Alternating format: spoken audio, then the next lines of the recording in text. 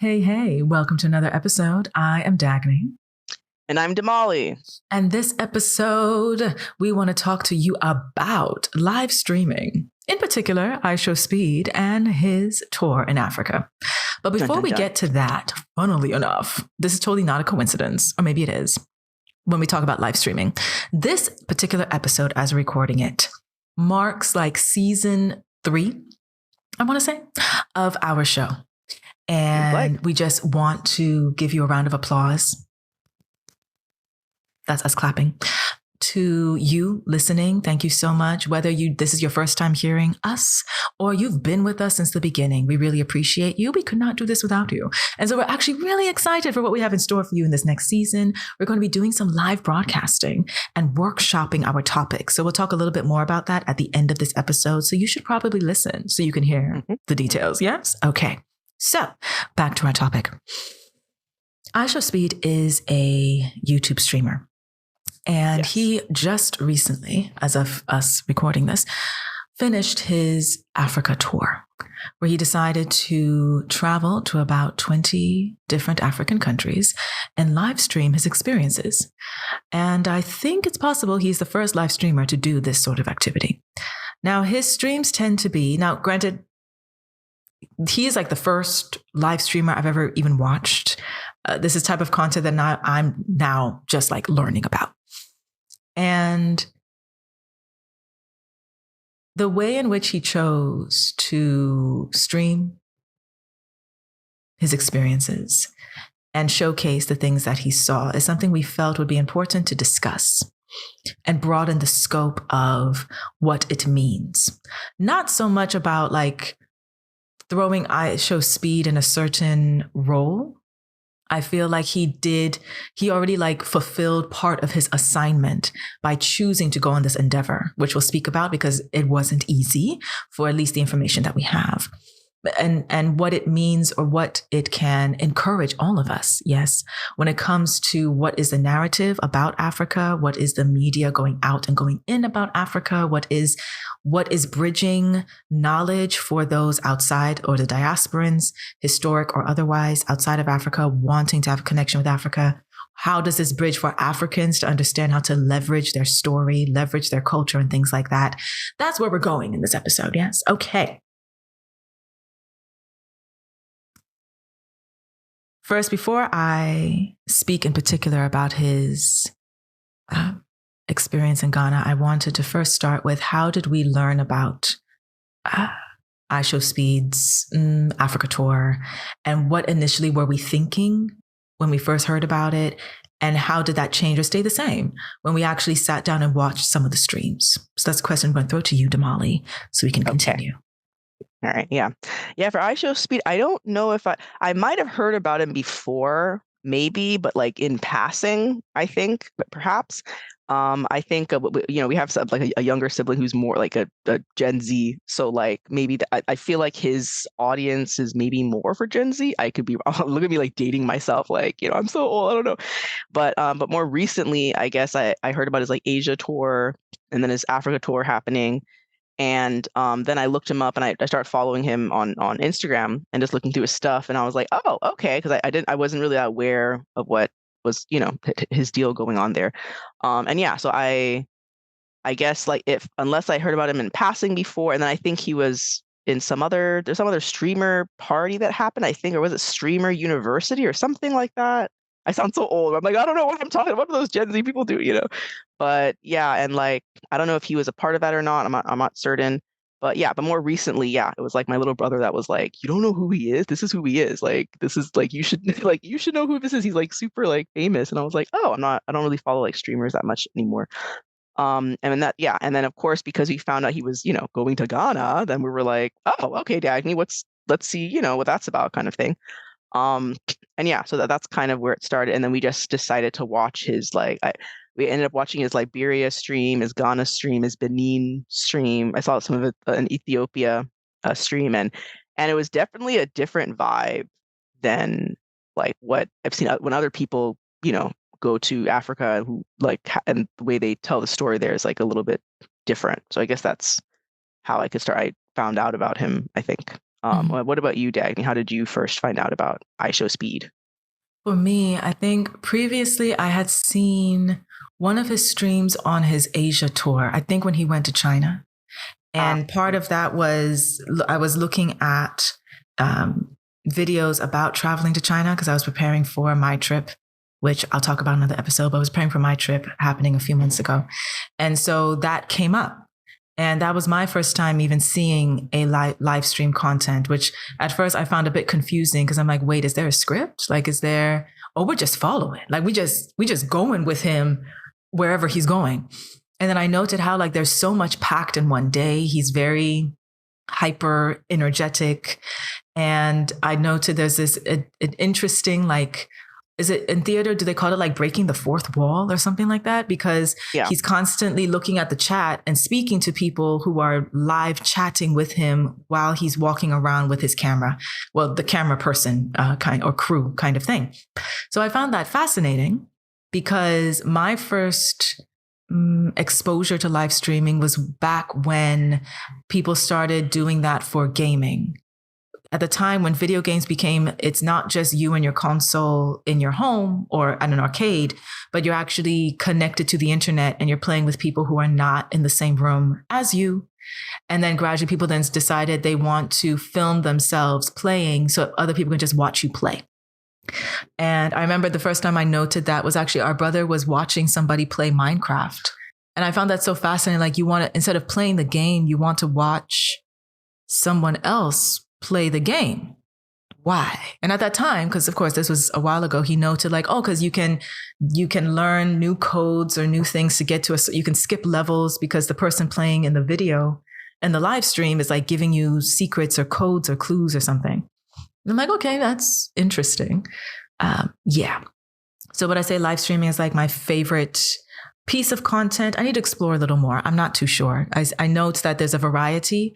IShowSpeed his is more highly energetic. He loves to do challenges because he's very athletic, that kind of thing. So which sometimes, depending on the environment, is like, oh, that's interesting. And other times it's like, this is kind of taking a long time. Can we move on? So the second time it came up was when doing the Africa tour and noting he's already started and noting that Ghana was on the list. And we're like, wow, okay. And then gradually seeing the different countries, because of course on social media on this part of the world, it gradually was building momentum of people wanting to see how will this country showcase themselves for him, or how will they welcome him, or how will they, this kind of thing. And a lot of these people, they didn't necessarily follow him. They just found it like really cool that, wow, he decided to come over here. Like, okay, cool. Let's see what he's going to do. Where again, I know because this, I think was the first time at this level this is occurring. That's why it took up so much attention that ended up just like continually snowballing. Like with every other country he was going to, the attention just kept on growing, sort of deal. So that by the time, so then it was funny that like each country, it almost became a competition of like, nah, y'all didn't do it. Okay, let's see what the next country's going to do. We did better for this, we did better for that kind of vibe, which is still all like playful. It's not like a real competition. It was like playful. Like the jollof rice. Yes, like the jollof rice. Yes, exactly. Competition. Yes. So so that is how I heard about it. Ended up watching a number of the streams. I think I saw Ethiopia, Kenya, and then Liberia, Benin, Nigeria, and Ivory Coast, and then parts of Ghana. I think it was just the day before we decided, you know what? It was okay. Well, actually, I'll get into that later. That's how I heard about it. Yeah, because I don't want to go all the way into like the Ghana one because I have some tea for that. But yeah, yes. Yeah. So that's my answer to that. Okay, thank you for answering that. It's like, do you want to throw it back to me or do you want to continue? I know, right? I mean, should I continue about the Ghana one and then we can like broaden the scope about what that's this true. means? Yeah, I mean, since the biggest. Scale? Because the biggest reason we wanted to do it, of course, was because like, he went to Ghana and obviously Dagny's in Ghana. So like there's like a personal firsthand scene of it and like how it was. For me, I was seeing it, obviously I'm not in Ghana, so I was seeing it from like on the TV or on like online kind of thing.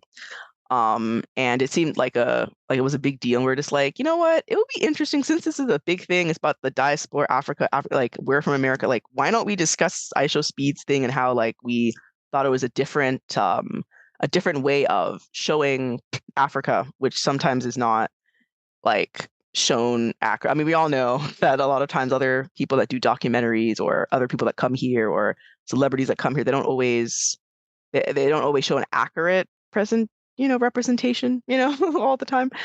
So that's why we were kind of intrigued. We're like, why don't we do something about iShowSpeed? Like, we should talk about this, So, so with that, as an intro, Dagny, you can discuss your experience with the iShowSpeed coming to Ghana.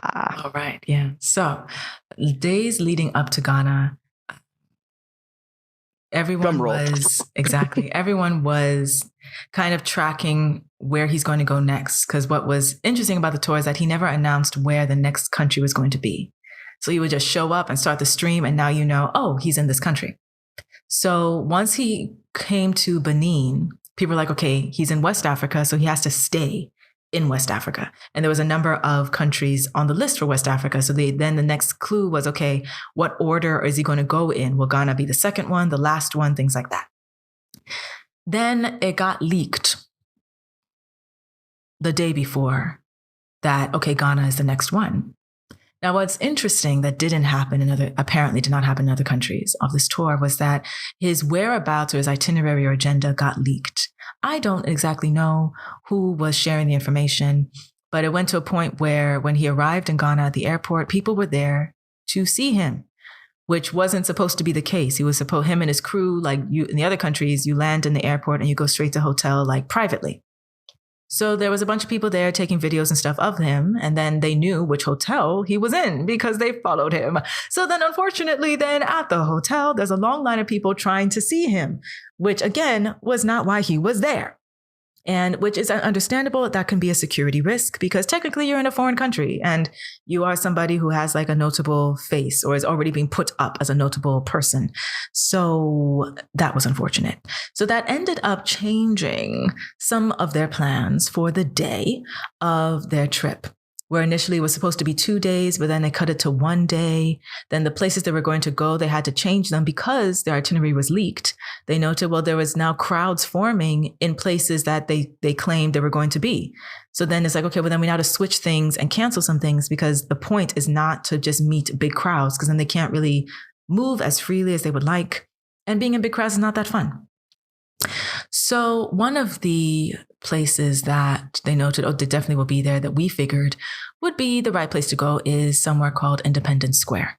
This is where the Ark and the big star, Black Star Square, like monument type thing is. It's a very big space. It has like bleachers up in there too. Then generally is a space where you do parades and the Independence March and things like that.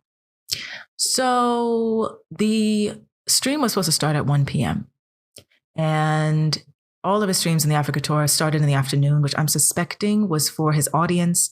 If the majority of his audience is in America, you need to get them in the morning, not really like in a weird time when they might be asleep, because them watching live is important for his impressions and for him to get paid. Okay. So we get there at 12 and there was already people at Independence Square. There was already people dressed as security telling people where they can park.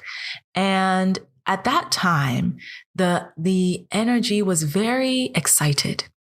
There were people there who, now remember first, it's like 12:30 or so. So it's actually quite hot because this Independence Square, unfortunately, there's no shade unless you go way onto the side where there are bleachers where there's some shade. So people are there, they're dressed up in their traditional costumes. The dancers are there, people who do tricks on horses, people who do tricks on, or stunts on bicycles, skateboards, motorcycles. Comedians were there, artists like who paint were there. Like all kinds of people were there to showcase Ghana's creativity and talent, and majority who were youthful, as a majority of them were either his age. There were some who were kids who actually like convinced their parents to bring them because they wanted to see IShowSpeed. And then of course there were some older folks because some of the dancers, the drummers, things like that tend to be older folks as well. So the time continues to pass and everyone is checking the YouTube video because it can show that like it's scheduled for a certain time to start. Then you see that the scheduled time keeps on changing. It goes from 1 to 1:30 to 2 p.m. to 2:30. And people start noting, because all of us are just there, noting like, oh, what's going on? Why? And there's no post or explanation or anything stating why the time is cascading like this.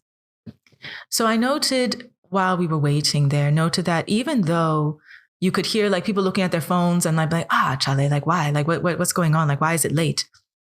Everybody, as the crowd continued to grow, everyone was continuing to just happy themselves, like just entertain themselves. So somebody decided to like, okay, they're going to give themselves a challenge to try and pull a car with a rope. So obviously there's someone in the car sitting in the driver's seat to keep it in neutral. So of course it won't roll on anybody. And then somebody else is outside pulling with the rope. And then the whole crowd is taking it with their phone and like cheering the person on. Then they also decided to do there were some cars that they were going to showcase to IShowSpeed. That's a whole other conversation because most people were like, why would you do that? Because he already has fancy cars back in America. So what would that have done for him? But they, of course, some of them were getting bored. So they were in their circle doing, the drifting where they drive and then like make the car spin around on itself. To me, it just reminded me of the Fast and Furious movies because that was like the only movie I remember where cars were doing that. So they were doing that. Some of the motorbikes, they were doing tricks up and down too. Everyone was kind of just trying to entertain themselves because due to the way the location is, there's nothing really much for you to do in the area. You have to like walk for a while or you drive. And most people, like they came with public transportation with the idea that we would have done this by 1 p.m. and be done by 2. So even security guards were like, we don't even know why we're still here because they told us we would be done by now. So we don't understand why we haven't started. Then finally at like, I want to say I think 3:30, if I'm remembering this properly, the stream starts. And that's when, if you had watched the video, he's having a massage at a waterfall. Beautiful imagery, that's great. But all of us who are sitting at Independence Square, where we've been there, we got there right at 12:30. Some people had been there since 10 a.m. Why? Because the itinerary said, the schedule was, we're going to start at 1. Now, all of us sitting there know that if you are sitting at a waterfall having a massage, that means you are not in Accra right now. You're in a different city. Yes. And that means the time is going to take for you to get there to Accra. It's going to take some time. Driving is going to take some time. And this was like a Monday. And on Mondays in Accra, traffic is a lot, like really choked and congested. So, and you're at 3:30 now. And rush hour starts close to maybe 4:35. But okay. So we're watching the stream. Okay, yes, he has the waterfall. Okay, they're eating mango. Okay, he's loving Ghana. Okay, great. Then, okay, they leave the waterfall. Okay, great. We're thinking, okay, they're leaving the waterfall now. Cool. Maybe they're on their way back now. No. They then take him to some place like a palace to go meet a chief and get his name and do libations and touch a tree and a lot of these other things and shake hands with a bunch of other people that he doesn't know. And I'm not saying this to be disrespectful. I get it. This was part of trying to showcase culture. But even the fellow Ghanaians, okay, who were watching the stream while we were waiting Independence Square, were also complaining that this is not showcasing Ghana's culture because you literally just chose one tribe when there's multiple others. And it's taking too long because you're pushing all these old people on him when he came to see young people because he's young. He came to see the creativity that's waiting for him at Independence Square. And y'all are holding him hostage over here with these old people to just not eat, like just shake his hand and take photo ops with him. I'm just telling you what I heard. Okay. Again, I don't mean any disrespect, but some people, weren't very happy with the choice and were asking who chose to bring him there. Because it doesn't look like this would have been a part of the real itinerary. These are still questions that need answers. Now, that part of the stream took almost an hour. And so while I was sitting at Independence Square, for me, I was feeling a little sad or disappointed for the people who've been waiting there. Even though some people started leaving, some people, they just came in between work and now they have to go. Because remember, again, this is a Monday. Everyone is having their regular lives on a Monday. But then also I was thinking about like the kids who came and convinced their parents. How can you convince your parent to continue waiting when this was supposed to be finished at 2:00? Like this kind of thing was happening. And then on top of that, the sun is going down because it gets dark here at like 6 p.m. And now it's like 5 something. And I'm like, so, and Independence Square, yes, it has lights, but you can't see. It makes more sense to see everything in the daytime. So they finally finished that part on the stream. And again, we're just watching and take note. Okay, they're finally coming to Accra. Okay, they're driving first, and then they take a helicopter, and everyone's like, oh dear, why are we taking a helicopter? And not because helicopters are bad. It's just actually a previous year in 2025, unfortunately, there was a tragic helicopter crash here in Ghana. So of course, everyone here is kind of like very picky about, if you don't need to take a helicopter, don't get on one, because even how that crash happened, still the answers to what exactly occurred or why would that happen wasn't properly answered. Luckily enough, it was a safe helicopter ride for IShowSpeed, and he made it to Accra. Then he drives from there all the way to Independence Square. So that is when there was a bit more of a rush of energy. And that is something that I took note of that I really commend IShowSpeed for, because once he did arrive, it like uplifted the energy of everybody who was there. And he himself, he wasn't doing the like raising his hands like as if he's like some major something, like he was literally just like, oh, hey, okay, what am I seeing now? Okay. And so anybody who jumps in front of him to show him, look at my drums or look at my art, he's like, wow, W's in the chat. Whoa, look what he's doing. Like, he's just like very, very keen on engaging with who's in front of him, very keen on, I want to learn what this is. Okay, show me the dance. Okay, show me the food. Okay, like just very open like this. So, and to me, I noticed how like it just brought the energy up like from 0 to 100 immediately. Now, being on the ground, though, that means that everybody was super excited. Okay, and here's the thing. For me, right? I don't know if you don't know, if you can't tell by my voice, but I'm not somebody who just bees in crowds like that. I don't do mosh pits, mash pits, whatever that thing is. Like if there's a crowd, you would usually find me across the street watching from a distance. Like I don't do that. But for this experience, obviously you kind of just find yourself in the crowd, even if you weren't planning to be in it, because the people just are rushing to see him. So what ends up happening is that at one point in time, while he's at Independence Square and he's in the bigger square, and myself and the folks I came with are standing a little bit to the side, I don't know what stunt or something occurred, caused the group of people to move back very quickly. That unfortunately ended up myself being pinned to a car, as in like one side of my body's on a car that was parked, and the other side of my body is kind of being smushed by the crowd. So myself, because I'm somebody who wears glasses, when that stuff happens, my first reaction or reflex is to protect my glasses. Because if I can't see, I can't rely, then I will start panicking because now I really cannot help myself or allow others to help me. Thankfully, the folks I was with rescued me and was able to remove some of the people. And it was a thing of like the people didn't know that they were squashing me. That's the thing. Because they were so excited and focused on what they were looking at, they did not know. So the other people who my dear friends who helped me, rescued me, once they kind of were trying to get folks to understand, like, you're harming somebody. Once they were like, oh, sorry, madame, sorry, kind of thing. And then like just try to like remove me from there so I'm not getting squashed again. So somebody owes me insurance, but it's fine. It's okay. Grateful though, nobody was harmed, so it's fine.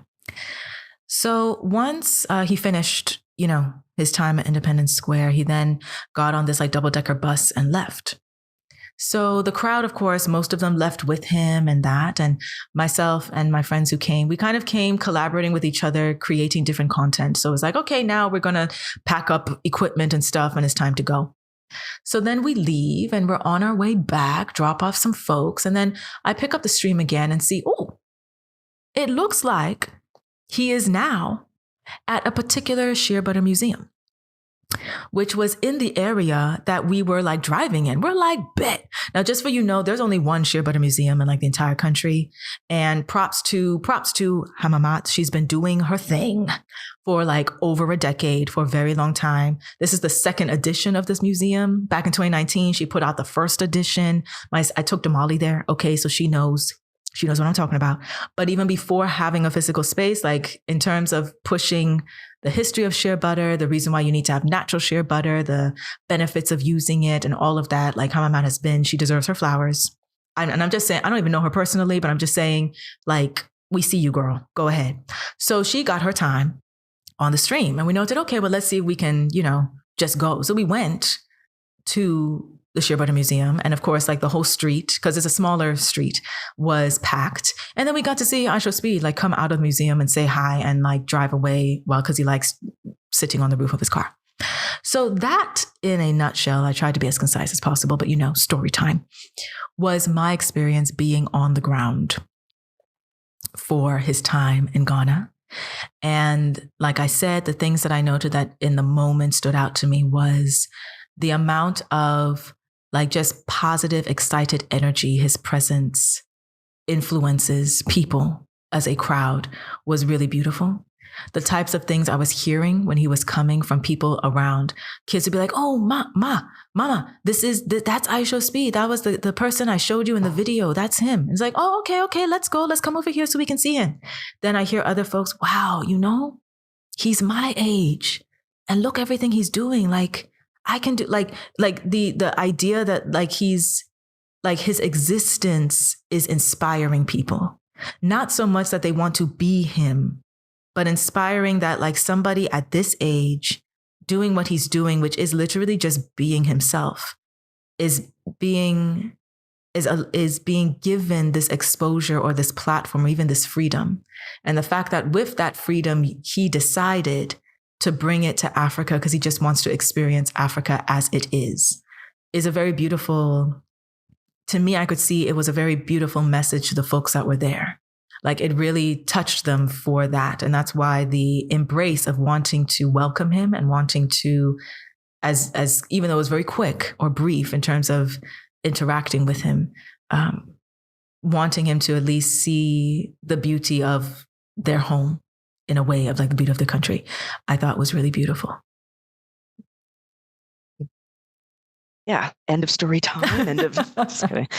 But yeah, because I remember too when you were saying you were talking about, because obviously you went through the Ghana situation before I saw it. Obviously, it was like after it was posted on YouTube, then I went to see it. And I was watching and I was like, so that's why it took so long. Because I remember you were talking about how we were waiting forever at the Independence Square. Waiting. People were there for hours. Like, what is he up to? And then you watch this stream on YouTube and I'm like, why is this taking 10 hours? Like, you know what I mean? Like he was at the waterfall and then all the elders are there. And it's just like, and which was fine, but I just feel like it didn't have to be that long. Like, I feel like if you wanted to do that, that's fine. But it just seemed like it took a really long time. And I don't know if that was the best thing to do, just like going on. I'm like, so that's what you were talking about. And then like everyone was all waiting in the heat all the way on the other side. And like, this is what they were doing. They're taking forever kind of thing. So I thought that was, kind of that made sense. And then we finally arrived and it's like, oh, okay, yeah, 10 hours later, then he's at that location. And yeah, and I like the way he does the stream. It just seems very open. And yeah, he's just like being himself and just watching it, seeing everything and just like experiencing Ghana and the places as they are. It doesn't seem like he's doing any kind of like fake narrative or forcing a story, doing some documentary type. Because sometimes those, you have some documentaries or they like to make like parts of Africa seem one way when we know that's not it, and they like people like to there's a lot of like lies that come out about how Africa is and things like that. Or you'll have like a bunch of celebrities go, but it's kind of like a photo op type thing. Like they're not really a part of it. They're just like, walking on air and then they leave. Like, there's not really a lot of, it feels a bit like a pre-packaged, like, very audited. I don't know if that's the word I'm looking for, but whatever fake thing. It's basically, it just looks kind of fake because I'm like, that's not really how people live. You don't just walk here on air and then leave, kind of thing. Or they're sequestered in their own little area. Like I remember when we went to the I was gonna say Beyond Good and Evil. No, not that show. Not the video game. Beyond the Return, kind of thing. In the, December to Remember, everyone was there, and you see like all these celebrities just like under some tent off to the side, kind of thing. And I'm like, okay, that's cool, but like you're not really in the real thing, right? Whereas if IShowSpeed, he's right there in the middle of it, and he's not, and he's like just there to watch. Like you're not doctoring the photos. We're not changing anything. It's just right there live as it's happening. It's not cleaned up. Whatever happens. Like even on the set, like I think there was one time he got food poisoning, or he's feeling sick, or he's having a headache, or he needs water. Like and they don't edit that out. It's just like kind of as it's happening, kind of thing. And it just seemed more real than other stuff that you sometimes see out of there, and it just being very open and not and even like and it like he's not even making like a huge statement. It's not like he's saying like, oh, now I'm going to rule Africa, like, you know what I mean, or I hate it. Like it's just kind of like experiencing as it's happening, being very curious, and he's open. Like if he doesn't know something or understand something, he's not afraid to be like, oh, I don't know what this is about. Can you show me more about it? Oh, I don't know, kind of thing. And trying different things. And it seems there was a sense of like excitement there, and it was cool too to see. Like I think there's some family that he didn't know he had, and but I think I don't know, it was in Ghana, well, also in Liberia too, That where he was in found Liberia. like Yeah. yeah, Liberia, yeah, which I think is like a really big deal because I think he was saying I don't think he knows his full roots. I don't remember if he had discussed that. Yeah, discussed it in Yeah. a previous stream with his family, where he Okay. asked like the oldest person in his family, I think is his granddad or his great granddad, and asked him, oh, does he know where their family came from? And his granddad only knows like where they started as slaves in like Georgia or something, but he doesn't know beyond that. So it was like that was part of his quest of like he wants to find out, okay, beyond where did we come from before coming to the US kind of thing. Yeah. Yeah, but yeah, I liked that. It just seemed very open and very fresh. I don't know if that's been done before or not in that way, kind of thing. Just going to all the places every few days he's in a different place, and also just kind of just experiencing as it was. And then it was funny, also to see like our parents seeing it and stuff, and like their different emotions and reactions to it. Just like seeing older generations that might not fully understand what is this kid doing, kind of thing, and explaining how it's just like the energy, and it just feels good as it doesn't have to be so scientific all the time, or so like what exactly is like what is it's just about the energy and just being there and just showcasing parts of Africa as it is, right? With no kind of weird, because we're always like twisting stories about it. There's this weird narrative that we have about this place, and that's why if you talk to people about Africa, that people say like silly things about it where they don't really know and all this stuff, and I'm kind of like, okay, but it seemed that his thing was very like open, and you learn about it just by his experience. And I like how, and of course, some countries is better than others. I'm not gonna say any names, but some countries in Africa is better than others with showcasing their culture and things like that, and showing him things and giving him things and stuff like that.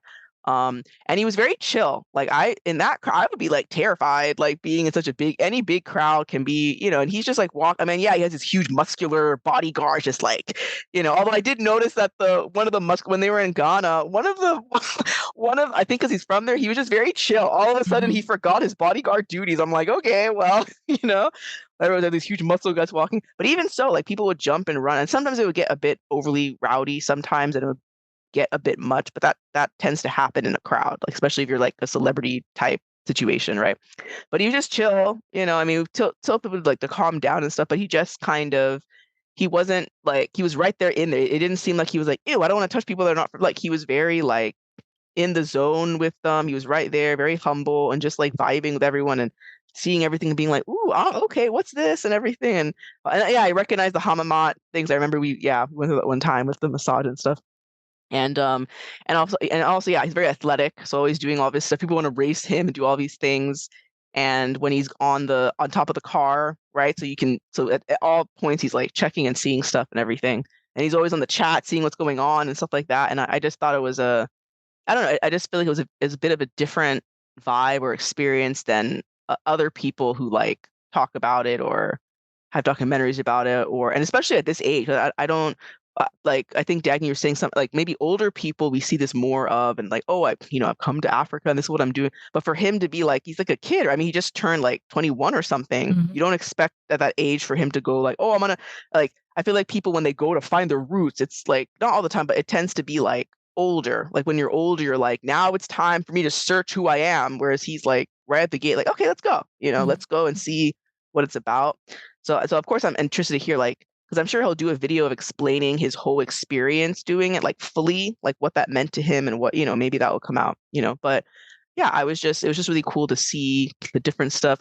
And the jollof rice competition was so funny, and then for us, obviously we're from America, so and he's from America too, so that there's that connection there where it's like, and I just think it's like a different way that you can like connect, because that's the biggest thing, right? Connect, like trying to figure out the connection between like Africa and African Americans and Africans, and like there's always this like things that come together, but then also things that divide us. And like, I just think what he did showed a really cool, good way to like connect, right? Because I think the main thing is like, having questions and being curious and wanting to know about each side. Like, what do you know about America? What do you know about Africa? Because it's okay, but like there's a, like it would make sense that we would have many, especially for African Americans, we would have questions, right? Because we're not there, like, and we're we obviously, life in Africa versus America is a very different grind, right?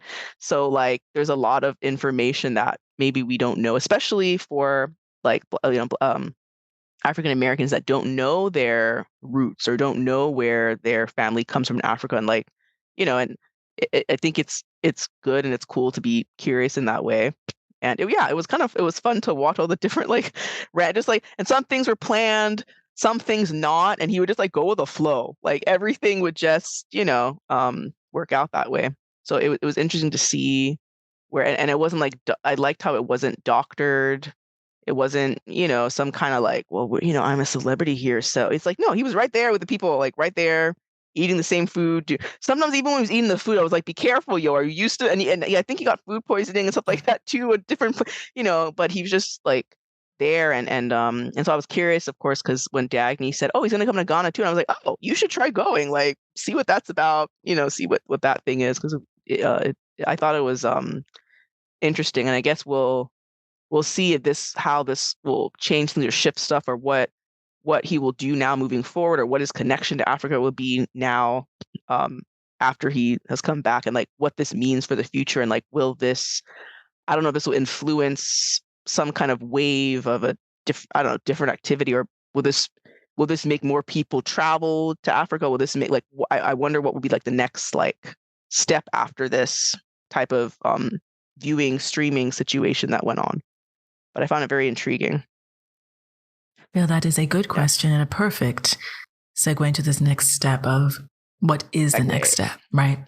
And I do feel that there are different layers or different directions to the same destination that are already happening. Like, for example, Ghana went ahead and with that scene with the elders, they did give him a Ghanaian name. And then they actually granted him Ghanaian citizenship and gave him a passport. Now that already, at least locally, that had certain debates happening of like, oh, why would you do that? You're just giving passports to anybody. While others are like, oh, that's a good thing. Then he'll come back. For me personally, I noted that it actually is a smart move. Not sure who decided on the move and if they understand how smart it is.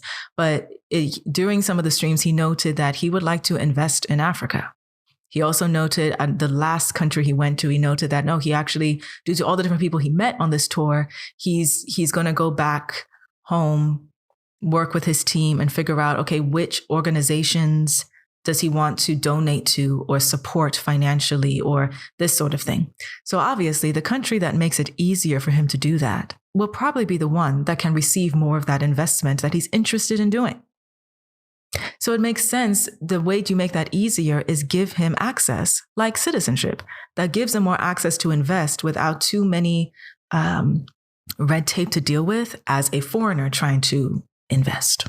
So that's one layer for like him as an individual. Then a second layer to that of what's next in terms of what does this mean for the diaspora and them still trying to experience Africa, come back to Africa, invest in Africa, have some connection with Africa. I think this allowed for a reopening of conversations that allow you to see Africa not in a textbook or in a vacuum. Some narratives make Africa look like it's still living in 1952 or it's still living in 1612 kind of thing. And And that's not just like old people, even mid-age people and young people. And then when they come and visit sometimes are like, why am I seeing non-Black people here? Or why am I seeing people with different accents? Or why am I like their whole, I don't want to say the stereotype, but the image or fantasy they had for the continent doesn't match, because Africa is not living in a vacuum and it's not stuck in a time capsule either. It's moving forward just like every other part of the world. It's connected to every other part of the world, and it's still trying to figure out how to leverage itself so it actually is a player on the board instead of just a pawn on the side when it comes to how it's moving around.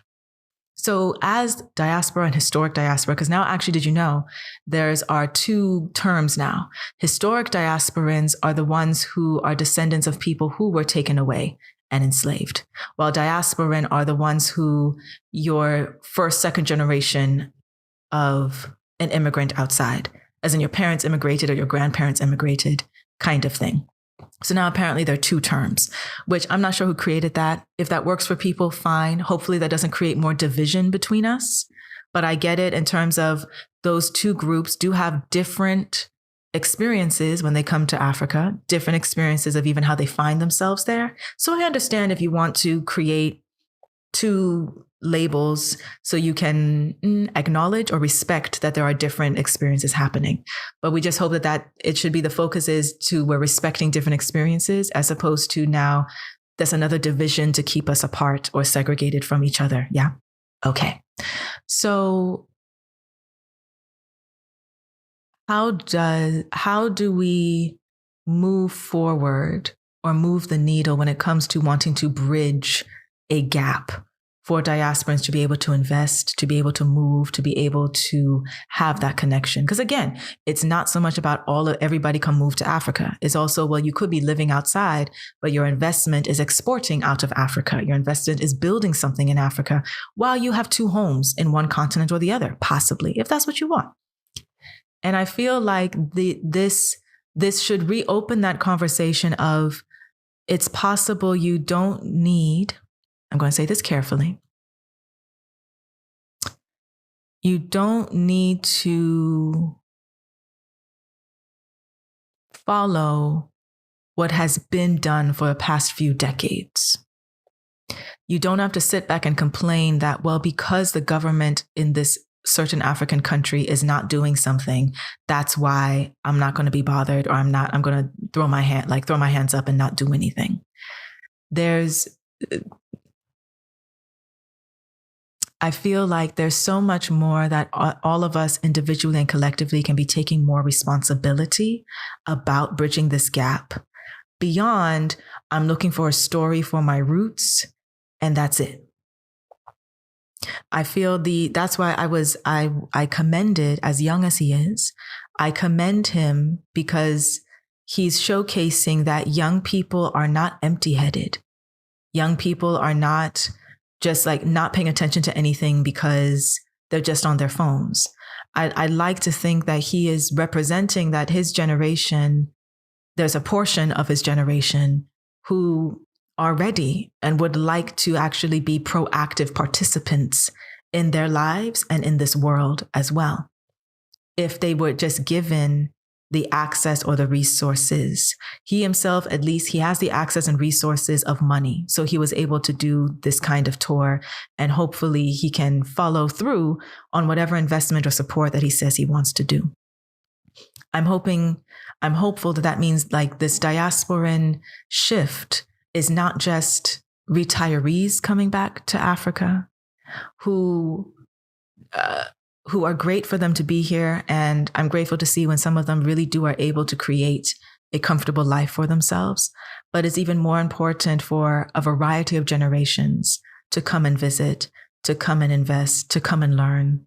Apparently now there's more and more organizations trying to facilitate having high school students come and visit or do exchange programs and things like that, which is important because, and I think possibly this stream will cause an uptick in demand for that, where you'll have more high school students asking, this is what they want to do for their summer. This is what they want to do for their the gap year, if that's still what people do between high school and college, where it's not about coming to Africa so you can be interning with the Peace Corps because there's some charity thing you need to do. It's like, actually, no, you come to Africa, do exchange program, and you're working with a startup that's here. You're working with an agri-farm that's here. You are contributing to all the stuff that's already building up on the continent, as opposed to only seeing it as it's a charity case. So that's another layer. Then another layer, yes, is on the side for Africa and Africans, as in, what do they get out of this, or what could they learn from this? Live streaming is what's going to gradually take over how we interact with social media, regardless if you like it or not. Especially now, where it's getting more difficult to see what on social media is a real person or not, is a real news clip or not, is a real voice or not, is this a real music or not. Unfortunately, all the social media platforms have not caught up on figuring out how to deal with that. And so it's all our feeds are just flooded with stuff you can't. Right now, you can't do that with live streaming, at least for now. It's a real person unless they're using a filter on their face. But live streaming is what is gradually becoming more in demand because it feels more authentic. It feels not as overstimulating or rushed, that kind of thing. And the fact that IShowSpeed showed his audience that there's a demand for your authentic lifestyle outside of what looks Western. Your place doesn't have to be super clean. You don't have to have a fancy apartment. You don't even have to have a whole studio. Just live streaming from your phone, speaking to your perspective, showcasing your talent, showcasing what you're interested in. There's a demand for it. So I feel like another layer to that is like, I'm hoping we'll see an uptick of people feeling inspired enough to push more in that, not only on the content creator side, but also on the business side, to get these platforms to pay African creators what they deserve.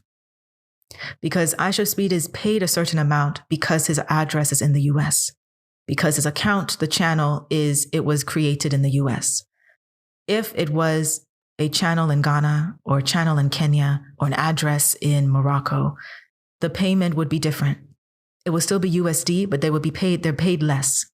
So I'm hopeful that the fact that a live streamer at this level was able to show that there's a demand for content that's authentic coming from Africa, and these content creators deserve to get paid just as much or even more than what they're getting paid.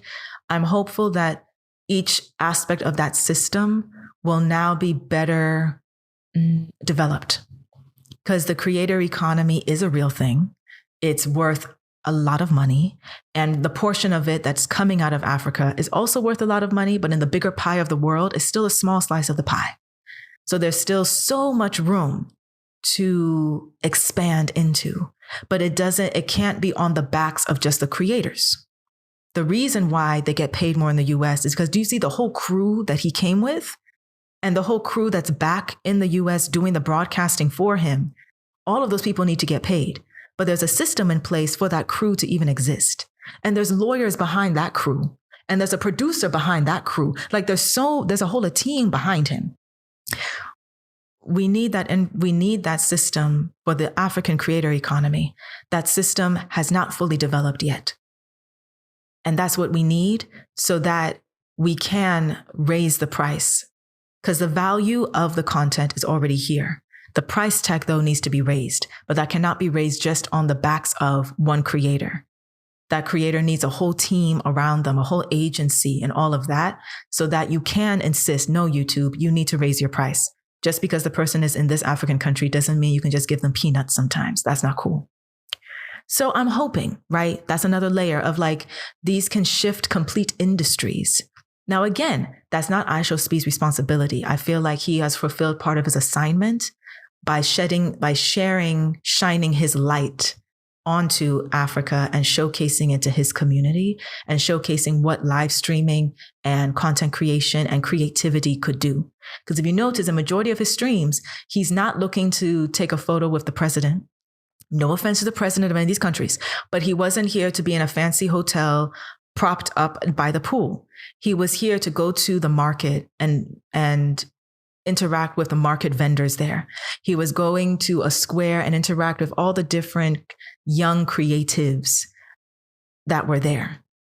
These are the people who already are on Instagram and TikTok and Twitch and stuff. That like he was there to interact with the creative economy of these different countries. So like he's already kind of endorsing by showing up. He's endorsing them. So that's something that should be leveraged beyond, oh, look at me, I have a photo with him.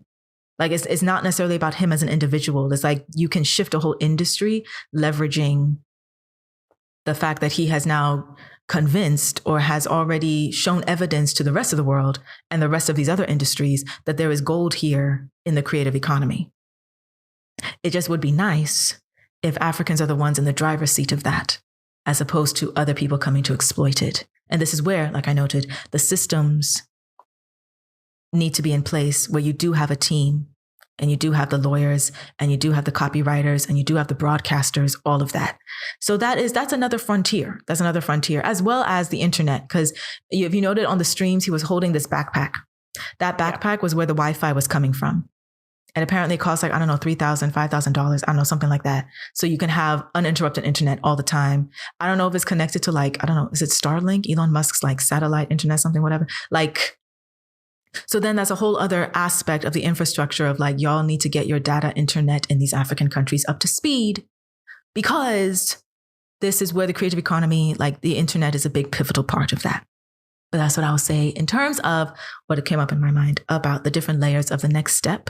There's a variety of directions on all angles that everybody actually can have a positive influence on, I feel. Yeah. And especially when the content creation stuff is like doing something that can push for change. Like if it has something to do with what's happening in the world, and then it can be an important part as well. So it makes sense to be like, yeah, there should be some like the payment there should be more like it, it's a different type of it's kind of like a new job, right, that's been created that wasn't here like 30 years ago or something. So people are like, what kind of job, like this is odd, what is this kind of thing?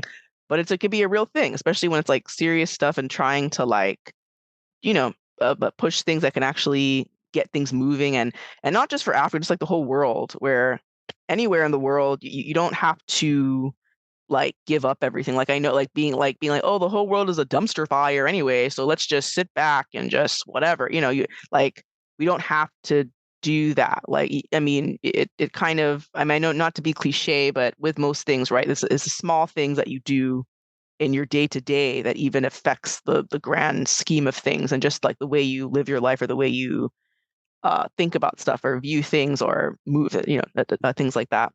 And especially if we're doing more of this like globalization and stuff like it, and there's so much we know more of, like, because you'd think we'd be able to do more because there's more information, right? With social media, like it's so easy to see what's happening in some other place with, I mean, I know there's a lot of deep fake AI stuff happening, so that we have to contend with.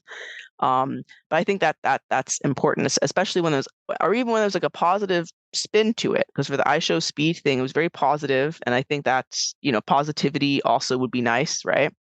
And yeah, because there's a lot of like negative stuff, and it seems like the world's ending and we can't do anything and it's all over and what are we going to do and all that stuff. But like the only people that can do anything are the people on Earth. Like it's not like we can wait for like, oh, aliens are going to come down and then they're going to fix everything for like the only people that can fix anything is like the humans. Like only us humans can do stuff. Like there's no other creature like dragons coming or aliens or like some other mutant life forces coming, you know what I mean? Like it's kind of just us, like, kind of thing. And so I think any little small thing even can count. And like especially when it's more, I think we do need more real stuff, right? Because there's so much like fake stuff and AI and switch, and you don't really know what's real, what's fake, what the heck, And so I think we need more of like I guess I would say like human touch and things that are very like, like there needs to be a clear difference, like what's AI and what's not, kind of thing, what's real and what's not, kind of thing in this weird world we're living in. And yeah, it would be, there is a difference between going somewhere to like find your roots and then leaving and you're done, to investing somewhere or staying somewhere, or like sharing your story which influences people, or having a more tangible connection with places, right? Because it's not hard to like, oh, I'm gonna go somewhere for a week and like find myself and then I'll leave and I'm gone, kind of thing. And it's like that's fine too, but like it doesn't really, you're not like leaving an imprint anywhere. You're just kind of like, oh, I'm here to find myself, and then like and then like no connection really. You're just like, you just leave it alone and that's it. So we'll see for the IShowSpeed thing what happens after, and like the type of stuff he's talking about. We'll see if it comes to fruition and how that happens. But I think that it also shows kind of a one way to invest also, in terms, and not so much just money, but like time and like effort and what you're doing, right? Where it's like, okay, he comes here, he sees things for what they are, he just spends time here, he just, shares the information as it is, and then he leaves, and then he's like, okay, I want to invest in this and donate here and do all of these things. And because it's not just about like money, right? There's time also that's a part of it. Because people do that too. Like people spray money on stuff all the time, right? But that doesn't, doesn't like it like, it's like, I feel like it's better. You need to like inspire people or inspire things. I mean, it's kind of like that. What's that thing about like, you can, I don't think it's like you take the, was it take the horse to the water? You can't make them drink, or is it that one? Or is it, oh no, it's the one where like teaching a man to fish versus giving him fish, or something like, I don't know, sort of like that, where, and it's true, like these things. Because I remember years ago when I wanted to travel and stuff, and I was like, oh, and Peace Corps would come up and everything, and we're like, okay, go to the Peace Corps and go help and all this stuff. And but I don't, but I'm always kind of like, so after you do the Peace Corps, you're just done and you go back home and then that's it. Like there's nothing. Then I'm kind of like, what is that? So everyone, you just go for that 2 seconds, you leave, and then everyone goes back how they were, and you go live your life. But you can put on your resume, oh look, I don't want to like, I'm not dissing Peace Corps. I'm not saying they don't do good work. I'm not saying anything like that. It's fine. Okay, that's important too. Okay.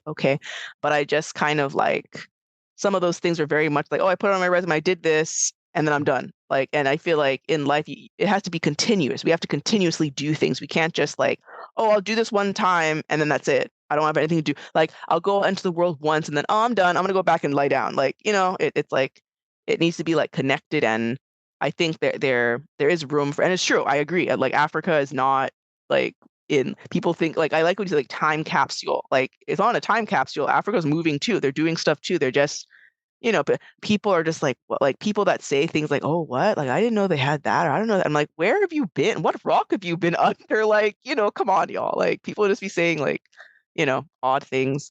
Um, and I think it's important for us to know more about what's happening in the world around us, for real, not just like, oh, I didn't know they had that. Oh, I didn't know they had internet. I don't know that, like things like that. And not only for Africa, like I've heard people say like, oh, like I think I heard I think it was in someone say like for China, and they were like, oh, wait, they have internet, and like something. And I'm just like, wait, what? I don't understand what kind of silly stuff is, I don't know. People just be saying weird things about stuff. And I feel like it's hard for me to fully understand, because like, I mean, all the information is there. Like we have all the information, access, and internet, and all this stuff that like, and we're talking about how, oh, we're a globalized world and everyone's connected and stuff. But then people are still speaking as if we are like in the 1800s or 1700s, where like you wouldn't know anything for months because the letter takes forever to get to you. The information is instantaneous. So like if you don't know it, I'm like, I don't know what to tell you. It's right there. Like, everyone has internet. I'm confused. Everyone has access, to stuff. Not everyone, but like most people, right? So yeah, I think that as I said, it'll be interesting to see like the shift. And and I think the IShowSpeed was like I liked how different it was, and it was like a breath of fresh air from what like we sometimes see from other people, where like they kind of like they come to Africa to, as if it's some kind of like it's not real. It's like some kind of play or some kind of like, oh, and like they, they have some dinosaurs here, and then they like some like I don't know, just some weird documentary, like Africa is some kind of like a play, like a puppet, like not real, like it's not. I don't know. It's just kind of like just people just really being disrespectful. That's what I'm trying to say, to Africa when there's a lot going on there too, and things are shifting and moving, and people are doing stuff, and I mean, obviously, it's not lost on me that certain powers that be want to continue to push certain narratives for their certain gains, kind of thing. Not to say any names, but some narratives are on purpose to have things a certain way. But yeah, and I like what you said too, where IShowSpeed wasn't meeting any other celebrities, he wasn't meeting presidents, he wasn't meeting government, he wasn't meeting any like official people. He was just there with the normal people doing like normal, usual stuff and just going anything that was happening. Okay, cool, and kind of thing. But again, it's true that it does cost money, right? It does cost money to put that all together. And I'm not saying everyone has to be IShowSpeed. You can, do things in your own way in the small way that you can. But I think yeah, and I like the thing about young people too, where yeah, like I mean, yeah, we know Gen Z is a little weird, but just us dating ourselves. Gen Z is a little weird. Okay, I said I'm a millennial. We can say that it's fine, but I don't think Gen Z are like nothing's going on. I'm sure like people are thinking about stuff. They want to shift things and move and do stuff too. It's not like they're like, oh, they're used to what are they talking about? No, they're there's a portion that are doing stuff and moving and going in a different direction, and it might not look similar to what we've known years before, but like it can still shift something and cause a movement, and I think it's very interesting. I just thought the whole, because I hadn't heard about it before. Oh yeah, IShowSpeed this, and I was like, oh okay, and looking it up, and I'm like, oh, so that's what he's doing. He's just going there and being himself and just being very open and very cool and everything. And I'm like, that would be, yeah, it's fresh. It's a different, it's different from a lot of other ways that people are like, interacting or going, or granted, not everyone has, that the amount of money to do, kind of just like be hopping all over the place and things like that. But I liked it. I thought it was an interesting thing to do, to see different people and stuff, and showcasing Africa in like a different way. And yeah, we'll see what happens. And there's still hope out there, even though the world looks kind of weird, and I don't know, weird stuff is coming out, and like that. So I'm just kidding. Which is a big thing in the news now. I'm just like, oh my gosh, what is happening? The world is imploding. But I think we could still do our little part in any way we can, and there's always some hope alive somewhere. And yeah, IShowSpeed stuff was the energy, because normally you assume people like to say, oh, young people don't really care, that are like whatever, they're just lazy, don't want to do anything. But I'm like, that stuff at IShowSpeed took some work, man. Like you have to be on. Like he was just like, I'm like, I don't know where you get your energy, but bro, I hope you sleep, because what is this, And I'm like, oh, so then there's still Gen Z are not all just like zonked. Like there's some energy there. We have some energy clearly. Do you know what I mean? To move and do stuff, and curiosity and experience new things and stuff like that. So I think it's interesting, and well, we'll see. We'll see. I don't know, Dagny, do you know more about like how the how people in Ghana felt about the IShowSpeed thing exactly, or if they were cool with it or not cool with it, or what how they felt about that. But that was interesting. I thought that was interesting to see. Yes. So then last part, because we gotta like wrap up. Wrap it up. Yes. But yes, to answer that question, I think the responses after the fact in Ghana were varied. The official, like mainstream media, they kind of milked it, where they collected anybody who was a part of the experience he had in Ghana was being interviewed. So there were a few like big YouTubers. Bodamaya is one of them, who he was a part of his experience. So he got interviewed a number of times, speaking about his experience, being a part of his tour and meeting the person and things like that. And then in Ghana, also the Ministry of Tourism and some other ministries or government were actually involved in making it, contributing to make his experience as smooth as possible. So giving him access to Independence Square, giving him he had like a police motorcade trying to help him through traffic, things like that. His access of being able to bring his whole crew, and of course they're bringing equipment into the country for it, those sorts of things. So those key people in that also were interviewed, taking note of how they set up and prepared for it and what they're hoping for later on to leverage it and things like that. Even the president himself was quoted noting about it, and speeches for other things. He noted that, now granted, I don't think he didn't admit if he watched it, but we think he possibly did. But he noted that he's very glad that this young gentleman enjoyed his stay, and he hopes that he comes back again. And also noted that apparently, due to the stream, Ghana was like searched for on Google, like, I don't know, a huge amount of times, like more like a huge uptick in people searching, where is it? What is it about? How can I travel there? That kind of thing. So the country or the government or the people who are in charge of like knowing the pulse about that. There are ripples. There are ripples. There are positive ripples happening. So they're noting it and possibly trying to prepare for what will that mean? Will there be an uptick of people coming to visit, an uptick of people wanting to have exchange programs here, things like that. So I feel, at least in these interviews, they claim they're preparing for that. Then yes, there were some of those talk shows that claim to be like popular and cool were trying to make it seem like people weren't really that into it or didn't even know who he was, or this kind of vibe, which it seemed more like you're trying to ride on clickbait of, if you just talk about putting IShowSpeed's name in your title or in your thing, more people will listen to it, even if you weren't even there and have nothing to say. No disrespect to those shows, but it was very obvious.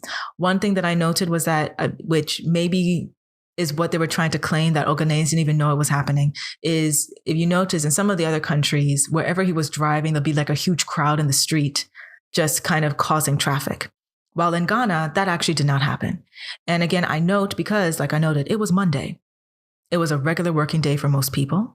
And as a culture, Ghanaians kind of are not so much into being overhyped about people in general, which, as historically, a lot of celebrities or Black celebrities who come here claim to actually love it in Ghana because they can just go to the cafe, go to a restaurant, go to a chop bar, and nobody minds them. Like, everyone's to be minding their business. They know you're there, but they're not going to come and ask you for an autograph necessarily, unless you are open to it.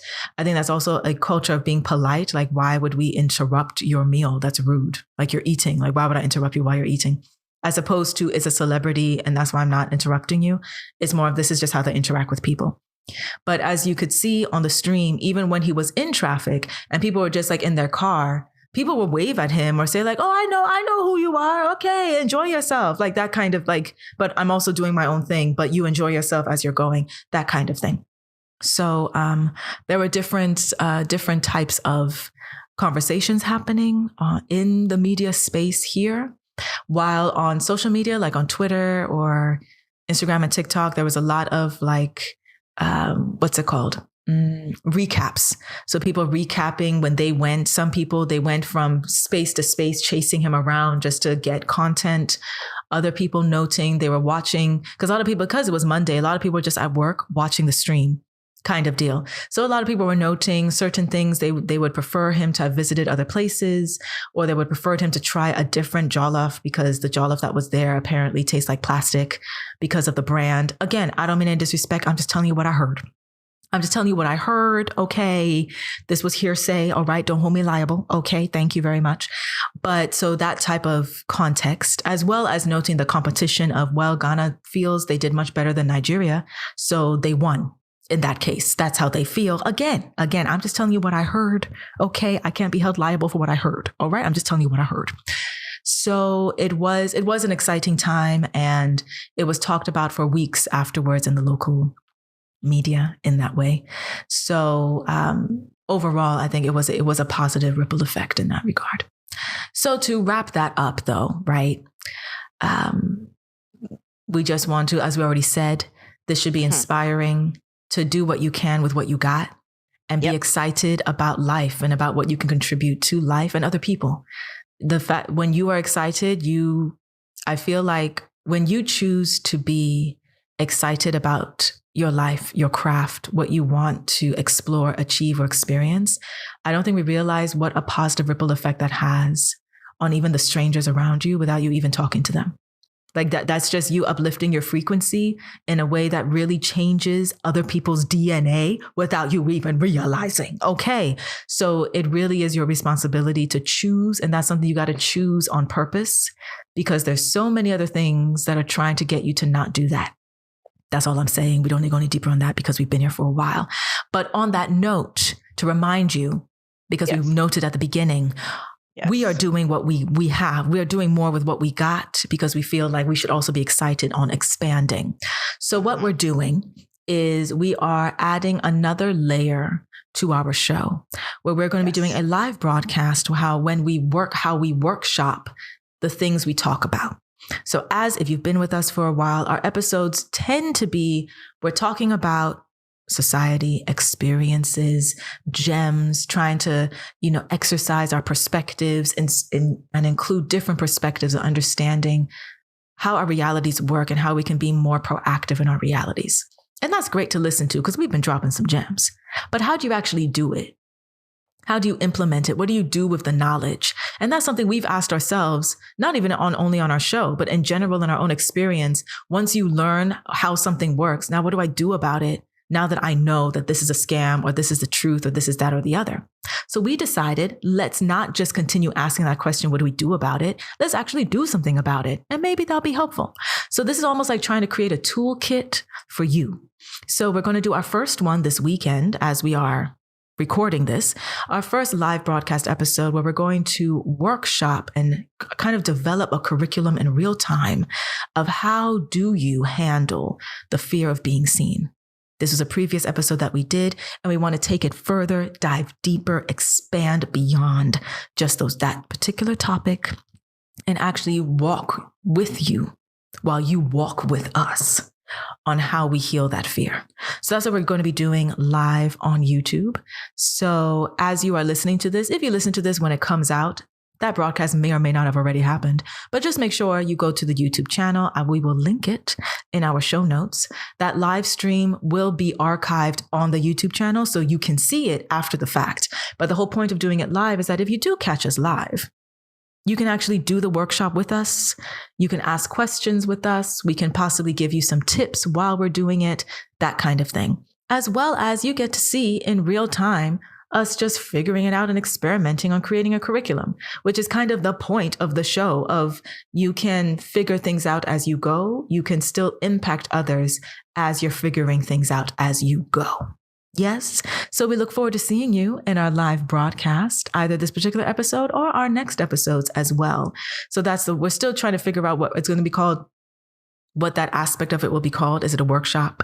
Is it a webinar? Is it a curriculum? Is it an academy? We don't know yet, but we're just aligning it, adding it to the Curious and Cultured podcast universe. Yeah, So we're trying to do more things, like engaging more of the listeners and doing more like activities to do some expansion with our podcast. Obviously, we've been doing just kind of like audio this whole time, but we're trying to do more things and figure do we have other workshop ideas and want to do more like hands-on things? And it would be cool to do like live stream and have like connections, and because it would be cool to talk more with other people as well. So it's not just like, I wouldn't say it's like an echo chamber a little bit, but it's like sometimes it'd be nice to kind of talk to other people too and see like, oh, what do they feel about this, and what are some ideas they have about things, and how do they feel about like our podcast or podcast in general, and like how the formatting is and things like that. And being more, and then at some point doing training, and it would be cool to do interviews at some point as well. Like if we can interview people and stuff like that. And just kind of, we want to push for more, just to do more things and add more activities as time goes on. So we're just going to try our best of that. And even in real life experiences too. That's down the line. That's true. But yeah. Yeah. And we're not we're not saying we're, experts in everything, or we know everything, kind of thing. But we just want to kind of give that a whirl because this is the new season, right? New year. So we want to shift and upgrade a bit, and we will see how that goes. Yes. I guess, right? Yeah. All right. So thank you again for listening. Thank you for sticking with us. And we look forward to these new frontiers and endeavors that we're adding to the show. And we hope you enjoy them too. As always, we enjoy hearing from you. So due to this topic, what resonated with you? What stood out to you? What would you like to add? Share with us so we can continue the conversation. And we will catch you in the next episode. Exactly. Stay loved, stay blessed. And yeah, let us know how you feel about iShowSpeed and what that was about. And yeah, good luck with everything. Stay blessed, stay loved. And we'll see you guys when we see you guys. Bye. Take care. Bye. Bye.